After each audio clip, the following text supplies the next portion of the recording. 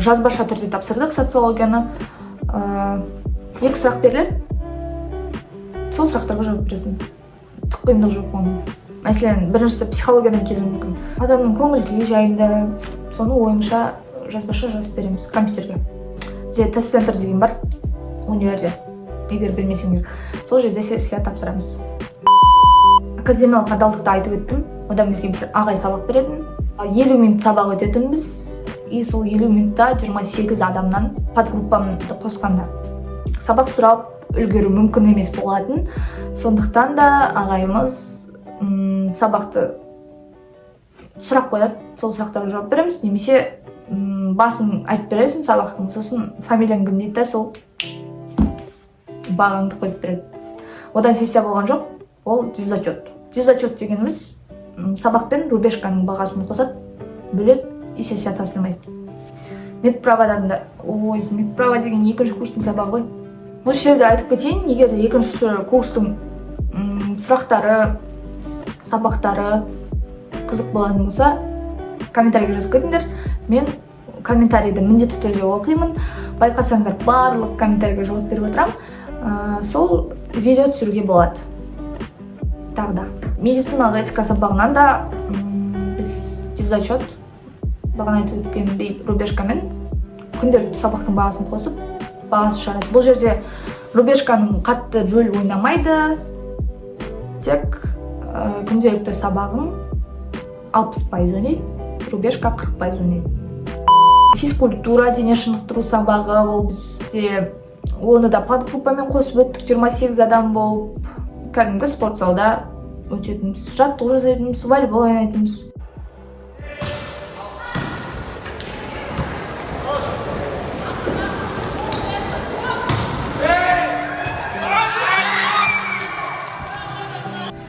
Бір жолы бізді ағайымыз медеуге апарып келген. Медеуге барып, айналып, қыдырып қайтқанбыз. Соңғы сабақ біздегі химия. Химиядан көп адамдар айтады, мен сендерге, мен өзім ОБТ-дан тапсырып болғаннан кейін бітті, сабақ оқымаймын деп ойлағым. Шынымды айтсам. Ал былай қарасаң, сабақ оқу енді басталған екен. Химия деген сабақ көп адамдарды жылатты бірінші семестрда. Өте қиын сабақ болды. Бүкіл группаға, бүкіл бірінші курстың студенттеріне.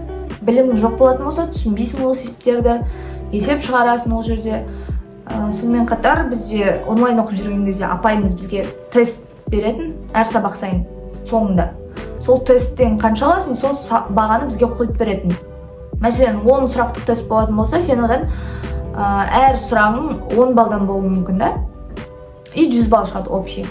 Сол 100 балды, мысалы, 2 сұрақтан қате кетіп қалсаң, 80 балл алып тұрсың, немесе 5 сұрақтан қате қалсаң, 50 алып тұрсың. Ал бүкіл сабақ бойы сен сөйлеп отырасың ба, есеп шығарып отырасың ба, оның ешқайсысы қызықтырмайды. Біздің апай да сондай болды. Уже универге барып сабақ өткен кезде, универде бізде апай әр сабақ сайын, сабақ біткеннен кейін бақылау алатын. Бақылауда 5 есеп келуі мүмкін. Біріншісі оңай болады, екіншісі күрделене береді, сосын соны шығарып беруге байланысты баға қойып беретін. Оқысаң уже очевидно. Жақсы баласын, оқымасаң жаман деген сияқты. Осы жалпы бірінші семестрдағы сабақтар. Біз сессияны өте ерте тапсырдық та үйге қайтып кеттік. Жаңа жылға жетпей. 28-ші желтоқсан. Ерте деп айтып отқан себебім, 2-ші курста 30-ші желтоқсан күні соңғы сессиямызда аяқтап кеткенбіз.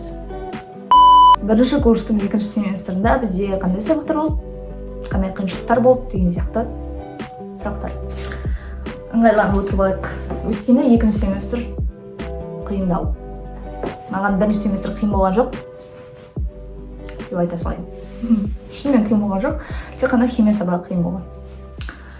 2-ші семестрда бізде ағылшын, тарих, паразитология, гистология, анатомия, физиология деген сабақтар болды. Мына жерге тастап кетемін жалпы расписаниені. Медициналық универдегі әліппе осы 2-ші семестрда басталды.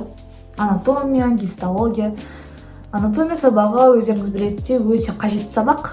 Гистология тоже. Стоматологтарға өте қажет сабақ. Физиология сабағынан бастайын. Физиология адамның қалыпты физиологиясы. Нормадағы бүкіл организм, бүкіл орган. Бізге сабақта бірінші берген апайымыз қатал болды. Бірінші деп атап отырған себебім, бізде апайымыз ауысты кейінірек. Өйткені бізде оқып жүрген кезде мұғалім жетіспеді физиологиядан. Ол апай бізге жалпы медицинада да бізге де сабақ беріп жүрді. Сосын ол апайды ауыстырды. Бізге жаңадан апай келген болатын. Екінші семестрдің басында бір апта біз онлайн оқыдық. Не үшін онлайн оқығанымызды білмеймін. Может, ол қаңтар оқиғасына байланысты болды ма, бірақ сабағымыз 23 немесе 24 қаңтар күні басталған болатын. Қаңтар оқиғасы 5-не болды емес па? Жалпы сол 24 қаңтар күні сабағымыз басталды. Бірінші сабақ ол физиология. Сол физиологиядан сабақ басында қиын болды, өйткені қаталдау апай болды. Барлық сабақ бізде апайға байланысты. Осы жерде спойлер.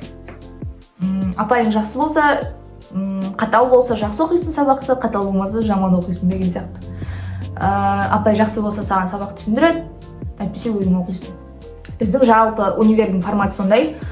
Өзің оқып барасың, апайларға түсіндіріп бересің, и олар сенен сабақ сұрайды. Көп адамдардың бірінші курстағы қорқынышы ағылшын мен химия сабағы екен. Көп менен сұрап жатады, ағылшын сіздерге қиын болды ма? Ағылшын сабағы маған мүлдем қиын болған жоқ. Осыны айтайын. Шын мәнінен келгенде қиын болған жоқ. Бір апта онлайн оқыдық. Ағылшын бізде аптасына 2 рет болатын. Қателеспесем, среда және четверг күндер болатын. Сосын бізге апай мәтін беретін, сол мәтін жаттап баратынбыз, сөздік беретін, соны жаттап баратынбыз. Жазбаша мүлдем алмайтын. Сабақта жазбаша жазуымыз мүмкін, бірақ үйге жазбаша бермейтін. Ал апайыма келетін болсақ, өте күшті апай. Ол апайдың сабағында ашық сабақтарға да қатыстық. Жарыс дегенде 1 наурыз алғыс айту мерекесін жасады. Соған қатыстым. Домбыра тартып, видеосын қалдырып кетсем болады.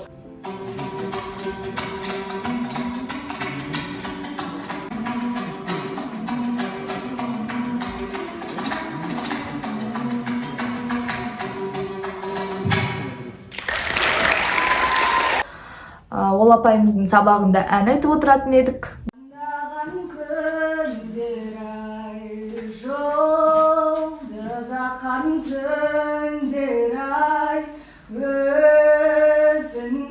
Бірінші мәтіндерімізді, бүкіл сабақтарымызды айтып тастаймыз да. Сосын апай ән айтуға рұқсат беретін. Видеосы бар менде. Нереге қойып кетем. Апай соны ойып тыңдап отыратын. Апай жақсы көрем. Бірақ ол апай мені көрсе қазір танымайды сияқты. Неге олай деп айтып отырсаңыздар, екінші курста мен ол апайды көрдім. Бірақ таныған жоқ. Это очень обидно. Оның сессиясын айтып кете салайын. Сессиясы ол екі этаптан тұрды. Тура орыс тілі сияқты. Бірінші жазбаша.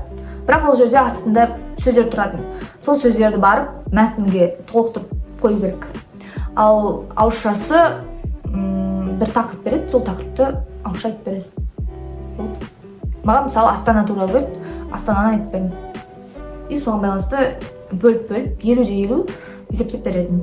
Ол тарих ол бізде өте маңызды сабақ. Қазақстан тарихы. Ол жерде жаңа Қазақстанды өтесіңдер, және де 20 ғасырдағы тарихты өтесіңдер. Тарих қиын болған жоқ, оны біз толық онлайн өттік. Сендерге қиын болуы мүмкін. Оқыңдар сол үшін. Оның рубежкаларын біз онлайн тапсырғанбыз тест түрінде. Бұл сессиясын 100 тест келді сессияда. Соны тапсырып 100 сұрақ. Әрқайсысы бір балдан болады ғой. Соның қанша аласың, сол сендерге ертең дипломға қойылады. Негізінде спойлер. Бүкіл сабақтың бағасы дипломға қойылады. Тек қана тарих деген ешқандай қатып қалған қағида жоқ. Сосын бізде анатомия сабағы вот осындай. Анатомияда өте қызық болды.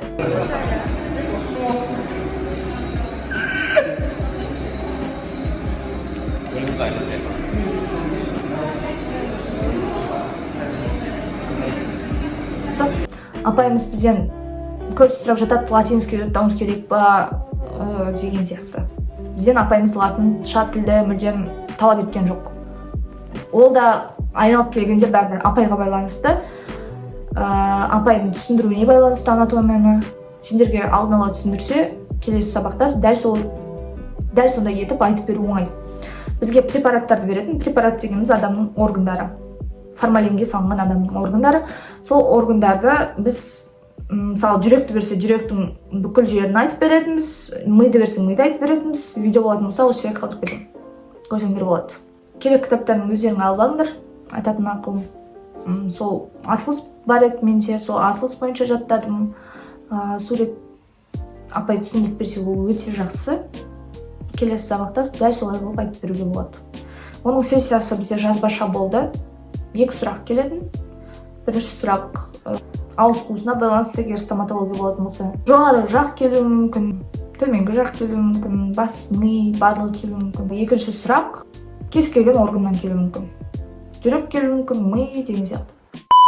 Гистология. Гистология сабағы қиын, достар. Гистология дивзачет болды.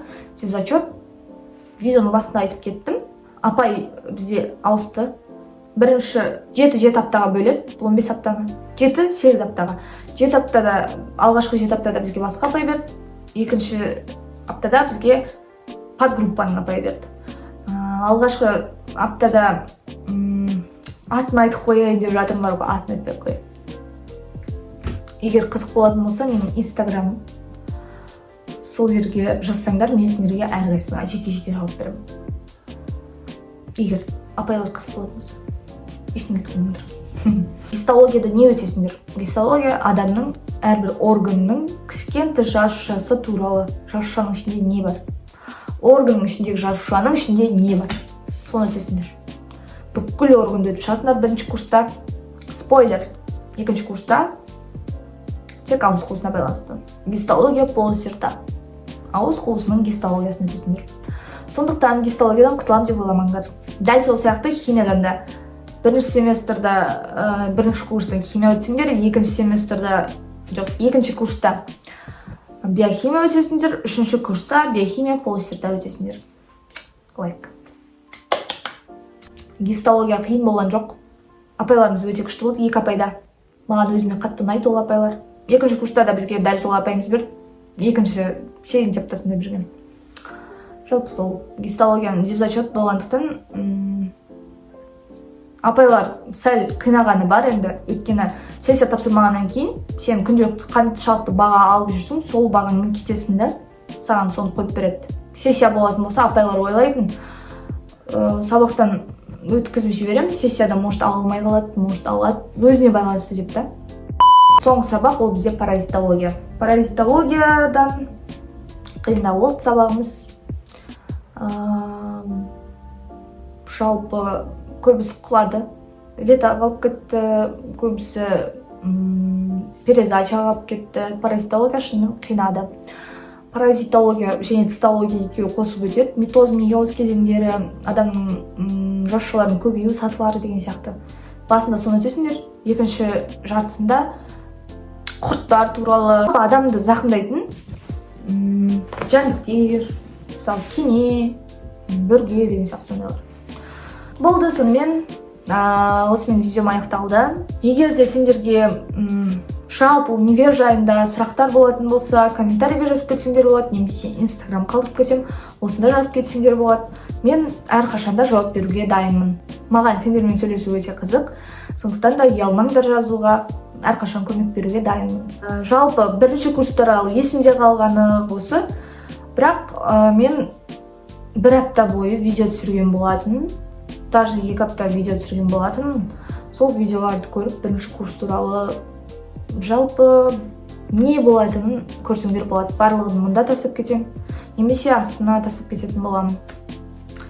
Сонымен видеом аяқталды. Екінші курс жайында қызық болатын болса, маған комментарийге жазып кетіңдер. Мен ол туралы да видео түсірем деген ойым бар. Барлықтарыңыз сау. Келесі кездескенше.